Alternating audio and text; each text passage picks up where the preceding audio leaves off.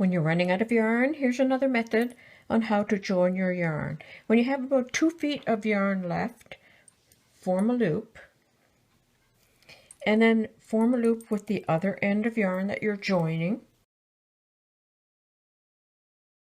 And I have about 10 to 12 inches here and about the same amount here.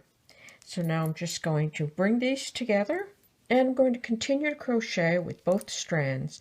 You could just work a little bit tighter here because you're working with 2 instead of 1. Just go ahead and continue, and there's the loop coming right up to it. Now that's buried in there.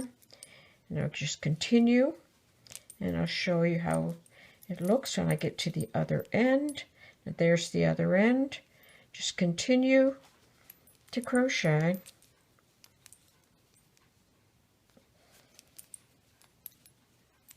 So now you can trim this end, and there's the other end.